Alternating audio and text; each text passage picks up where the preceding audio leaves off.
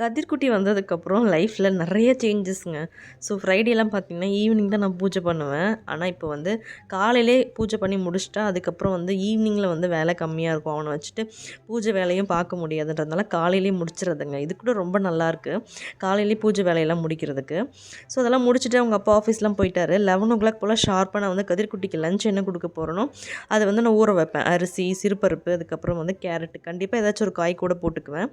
Carrot இல்லைனா சௌ beetroot அந்த மாதிரி, சீரகம், அப்புறம் ஒரு மிளகு, மஞ்சள் தூள், ஒரு பல் பூண்டு, இது ஒரு 1/2 hour ஊறட்டும். அதுக்கப்புறம் தான் நான் குக் பண்ணுவேன். கதிர்க்கு இந்த ஸ்பைசஸ்லாம் பார்த்திங்கன்னா 8th month ஸ்டார்டிங்கில் இருந்தாங்க நான் கொடுக்க ஆரம்பிச்சிருக்கேன். குட்டி பையன் நல்லா தூங்கிட்டு இருந்தாங்க. ஸோ கிச்சன் ஒர்க்லாம் கொஞ்சம் முடிச்சுட்டே இருந்தேன். டக்குன்னு எழுந்துக்கிட்டாரு.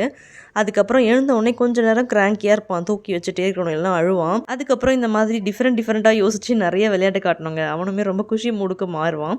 அதுக்கப்புறம் தான் அவனை தனியாக விட்டுட்டு போய் வேறு வேலை இருந்தால் கிச்சனில் அதை பார்ப்பேன். லஞ்ச் வந்து இன்றைக்கி ஹஸ்பண்ட்க்கு நான் செஞ்சு கொடுக்கல, எனக்கு மட்டும்தான்றதுனால மோஸ்ட்லி டிஃபனோட முடிச்சிருவேன்.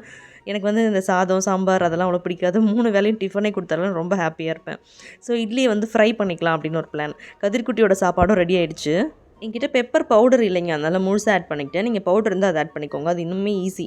கதிர்குட்டிக்கு ஸ்பைசஸ் எல்லாமே நான் வந்து 8th month ஸ்டார்டிங்கில் இருந்தாங்க ஆட் பண்ண ஆரம்பிச்சிட்டேன். கீயுமே வந்து ஊர்லேருந்து நான் வாங்கிட்டு வந்துட்டேன். அங்கே கொஞ்சம் பியூராக இருக்கும் இல்லையா. 6 monthலேருந்தே லஞ்சில் கண்டிப்பாக அவனுக்கு கீ ஆட் பண்ணிவிடுவேன்.